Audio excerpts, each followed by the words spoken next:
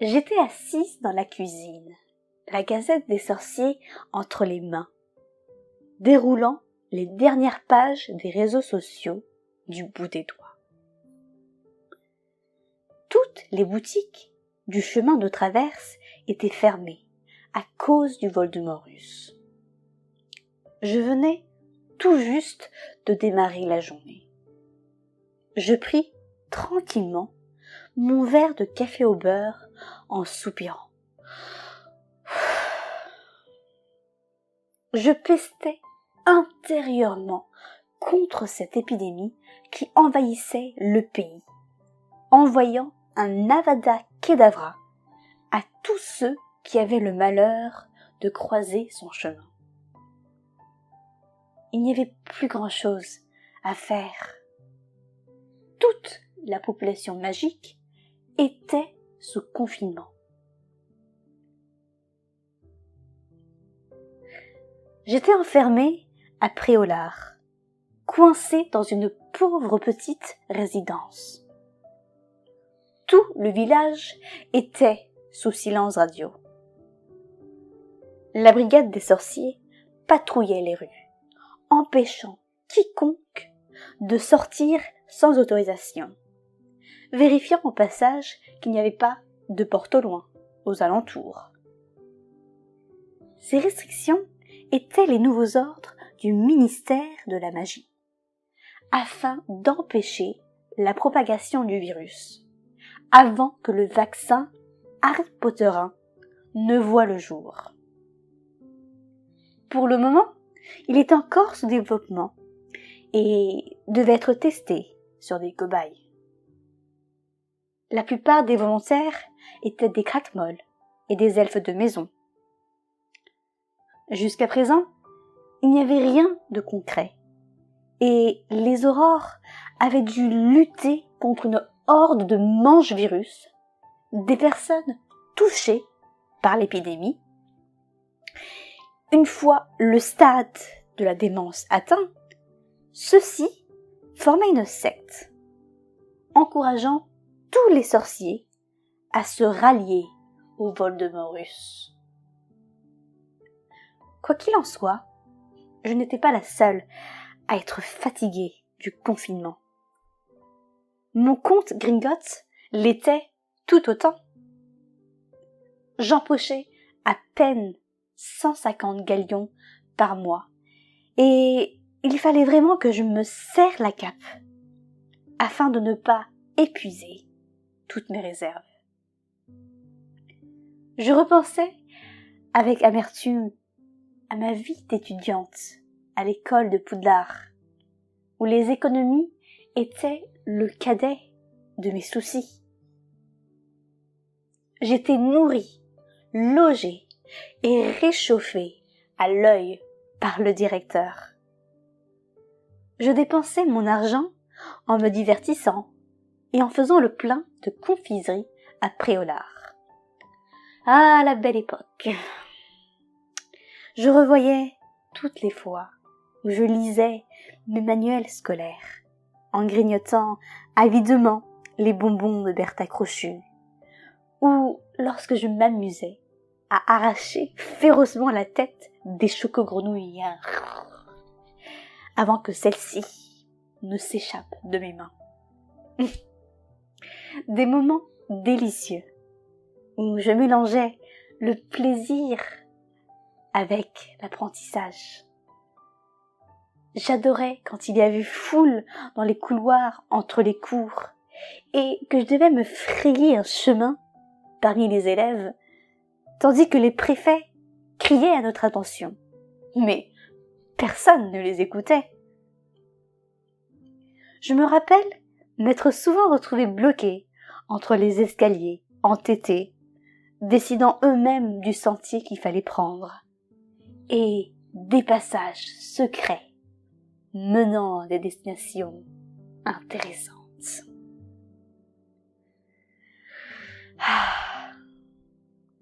La plupart du temps, je les utilisais pour dérober des pâtisseries, de la cuisine, et m'évader sur le viaduc, afin de respirer un peu d'air frais.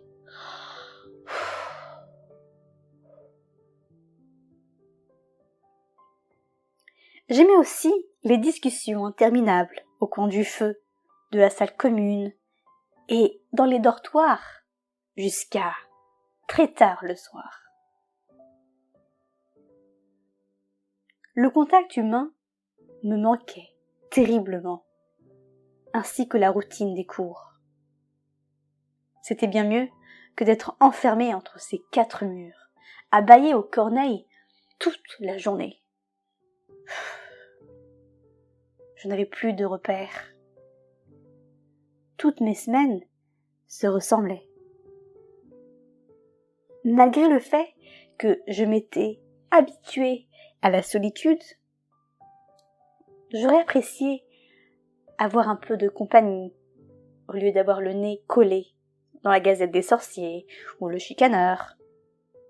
Je connaissais le contenu des nouvelles et des théories de conspiration par cœur.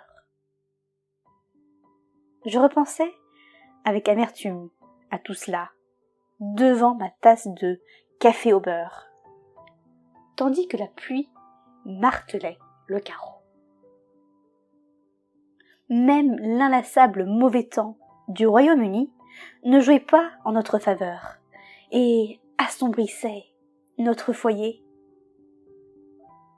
D'un autre côté, c'était peut-être mieux que d'être confiné pendant les beaux jours d'été et ne pas profiter des rayons du soleil à l'extérieur. Toutefois, j'avais la sensation de ne pas m'être prélassée sur des brins d'herbe depuis des décennies. La dernière saison chaude semblait si loin. Aujourd'hui, l'unique contact que j'avais du monde sorcier était via réseau de cheminées. Même les hiboux n'étaient plus utilisés pour les correspondances, car les ministres avaient peur des empreintes digitales laissées sur les enveloppes et les emballages des paquets, qui pouvaient potentiellement répandre le virus.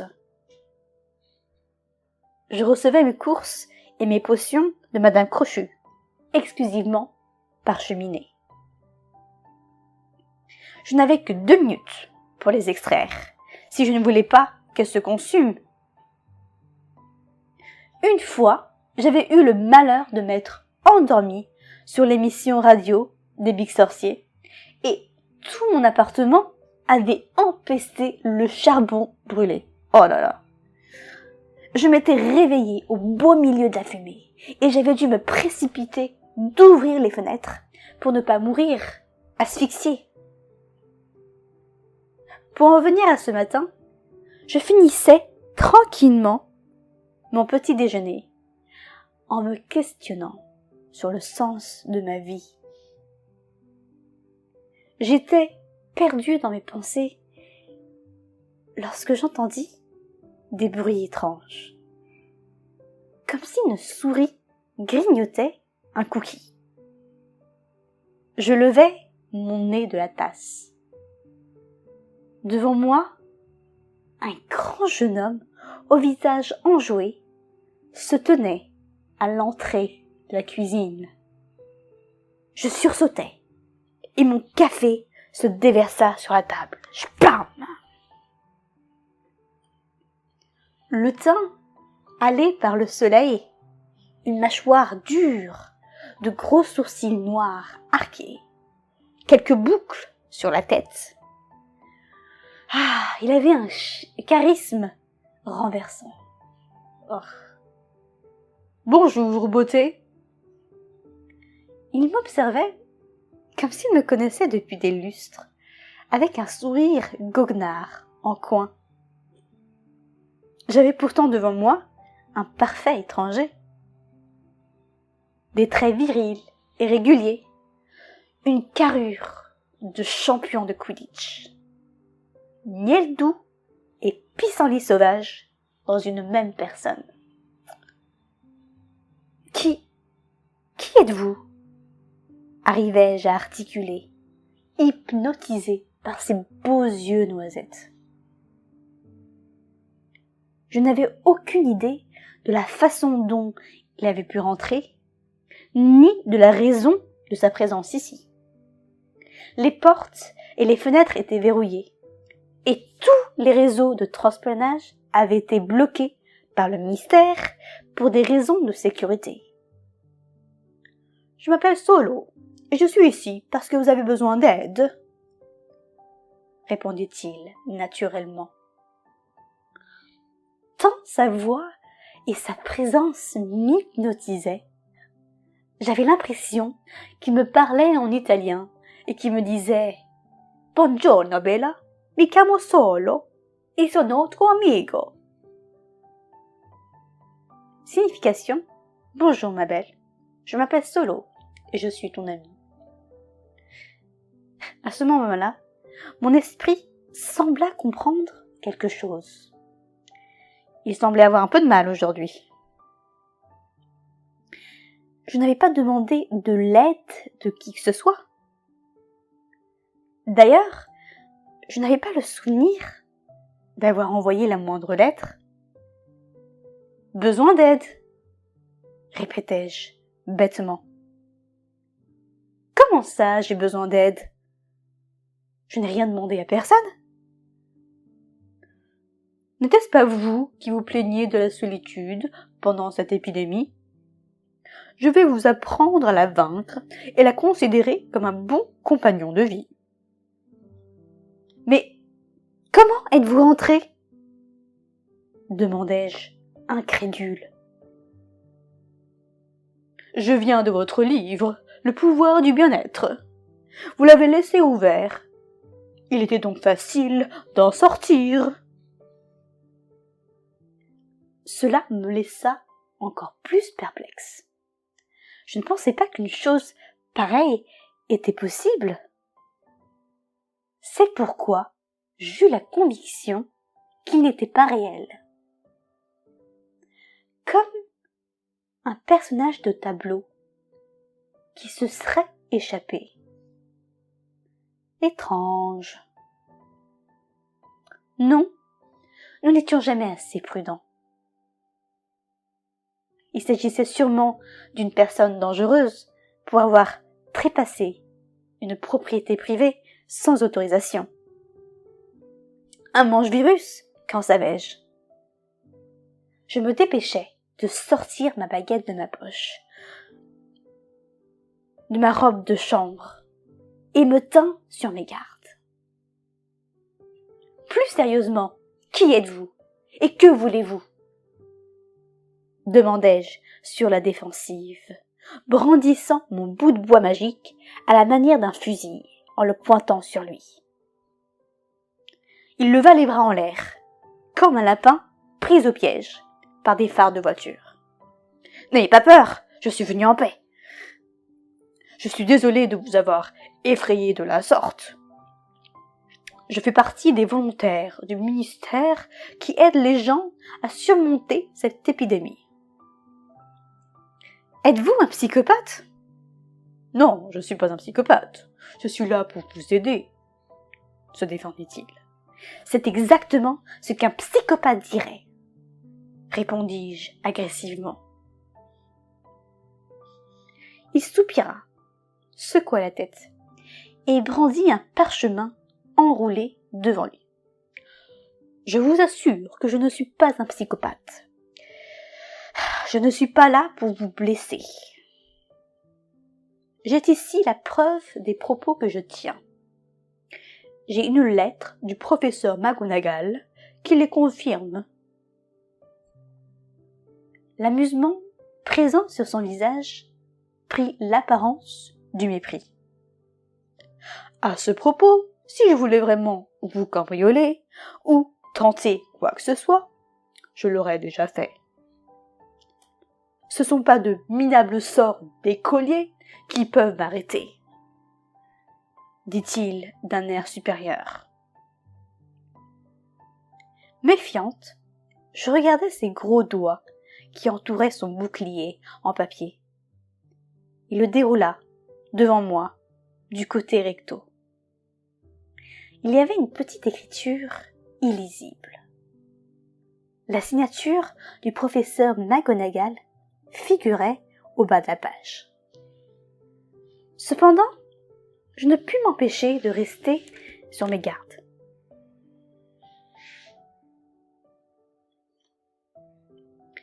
Non, mais je n'ai rien demandé, moi. Qu'est-ce que c'est que cette mascarade ? Répondis-je en abaissant lentement ma baguette. Eh bien, vous êtes donc à la détente, jeune fille. Il semblerait que vous ayez déjà les symptômes de la quarantaine dépressive, dit-il, en affichant un rictus narquois. Mais ne vous inquiétez pas, une journée avec moi et vous passerez de la pauvre déglinguée au crabe de feu danseur, ajouta-t-il en haussant frénétiquement les sourcils. C'est comme ça que vous comptiez m'aider ? Me défendis-je. Eh bien, je vous remercie, mon pote, mais je n'ai pas besoin de vos services. J'ai déjà mon TP de potions à remettre pour la semaine prochaine. Je n'ai pas envie d'avoir en plus des jojos dans les pattes. Il dégageait un air affreusement arrogant qui me donnait la nausée. Le bel Apollon narcissique ne m'écoutait même pas. Il s'affaira dans la cuisine. Il s'empressa d'ouvrir les placards et agita sa baguette. Un récipient, une balance, un verre à mesure et un paquet de farine en sortirent. Deuxième coup de bâtonnet et le frigo se secoua. Des œufs, une tablette de chocolat et du beurre emballé vinrent rejoindre les autres produits sur le plan de travail. Ne vous inquiétez pas, cela ne prendra pas énormément de temps. En faisant mon gâteau du bonheur, vous vous remettrez vite sur pied. Pas une personne à mes côtés ne boit du noir, déclara-t-il, sûr de lui, en m'adressant un clin d'œil. Ça m'étonnerait, grommelai-je. Un morceau de parchemin apparut à l'extrémité du bout de bois magique. Celui-ci atterrit directement dans la paume de ma main. Une liste sur laquelle était écrite « Recette du gâteau du bonheur ». 100 grammes de chocolat noir 90% cacao, 80 grammes de farine, un œuf, un sachet de sourire, 2 verres de partage, 150 grammes de positivité, un verre d'estime de soi, 2 cuillères de simplicité, une cuillère de bonne volonté et 4 gouttes de lâcher-prise, et enfin un paquet d'amour de soi. Je levai le nez vers cette étrange énergie humaine. Cette recette avait tout l'air d'une plaisanterie. Certains ingrédients ne semblaient même pas réels. Même dans le monde des sorciers, c'était à se demander où l'on pouvait les dénicher. J'étudiais son regard sérieux, à la recherche du moindre signe d'entourloupe. Pour répondre à mon questionnement silencieux, il sortit de sa robe de magicien quelques bouteilles et sachets qui portaient le nom des éléments manquants. C'est ça, votre solution ? Vous n'avez rien trouvé de mieux qu'une recette de gâteau débile ? Et comme par hasard, c'est toujours la femme qui doit être au fourneau. Hein, quelle belle représentation patriarcale de la femme. Il soupira, excédé par les propos. Puis, il ouvrit un paquet de farine et me répondit d'un ton las. « Ah, encore une féministe à 2 balles. Si vous veniez m'aider au lieu de gémir comme un hippogriffe. » Je n'arrivais pas à croire que ce malotru osait me commander dans ma propre cuisine. J'activai ma baguette et un jet bleu frappa le sac du gruau. Il explosa aussitôt et un nuage conséquent de poudre blanche recouvrit le jeune homme de la tête jusqu'aux pieds. Il toussota. « Bon, je crois que je l'ai bien méritée, celle-là, » dit-il en se frottant les yeux, tandis que de la vapeur pâle sortait de sa bouche. Le voir ainsi me fit le plus grand bien, et je fus prise d'un énorme fou rire. À ma grande surprise, il finit par rire aussi. Il donna un autre coup de baguette, et toute trace de farine disparut de la pièce. Le sachet s'était restitué à l'état neuf, comme si rien ne s'était passé. Il prit alors soin de m'expliquer, étape par étape, la procédure de son dessert bizarre. Malgré son côté agaçant, je trouvais que ce n'était pas si mal d'avoir un peu de compagnie, finalement. J'avais les nerfs à vif à cause de ce manque de contact humain, et la moindre angoisse pouvait être fatale pour moi.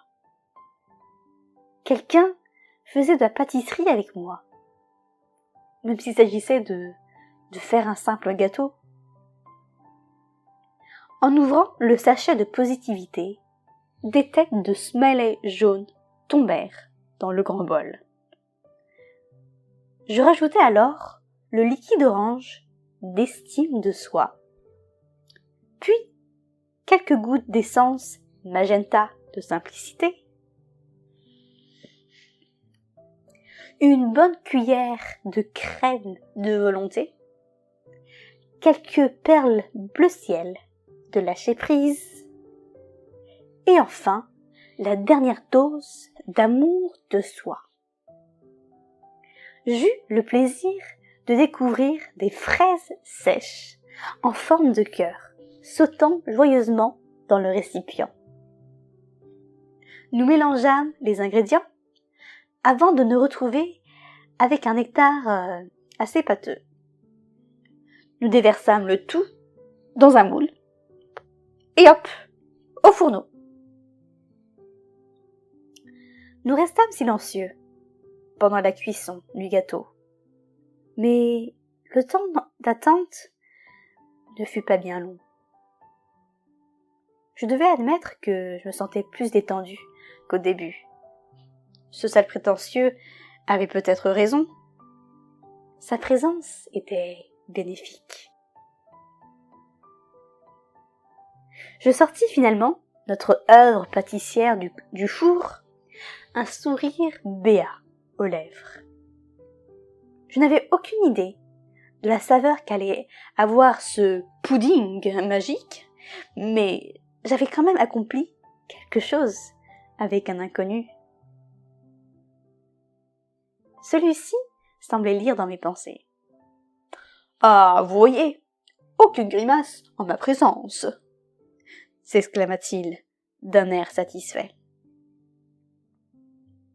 Je sortis un couteau et me coupai une petite part, dans le but de vérifier s'il était vraiment réussi. « Allez-y, goûtez-moi ce délice !» lança-t-il avec une gaieté étrangement malsaine. Je souris à mon tour, en repensant à notre après-midi d'enfer, et en me demandant ce qui pouvait m'arriver de pire à présent. Et sans plus attendre, j'attrapai le morceau de gâteau entre mes doigts, et l'apportai immédiatement à ma bouche. Un liquide tiède et relaxant coulait le long de ma gorge, m'enveloppant dans un bouillon de confort. Je contemplais le sorcier avec apaisement, alors qu'il m'observait d'un air malicieux. Son visage finit par se dissoudre, et l'unique chose que je réussis à distinguer fut mes pieds, qui dépassaient des draps. Je plissais les yeux, tandis que les rayons du soleil traversaient la fenêtre de ma chambre. Je me frottais les paupières et regardais autour de moi. Un rêve. Tout cela n'était qu'un rêve. J'étais toujours seule, dans le calme de ma demeure. Je vous remercie d'avoir regardé ma vidéo jusqu'au bout. Si vous souhaitez m'encourager à sortir plus de contenu créatif et que vous avez l'âme charitable, je vous invite à faire un don d'1 € seulement à l'association Line. Cette association s'occupe des enfants orphelins en Irak, leur apportant refuge, scolarité, soins et médicaments, jouets et beaucoup d'amour. Tout ce qu'un enfant a besoin pour se construire. Merci d'avance et à très bientôt.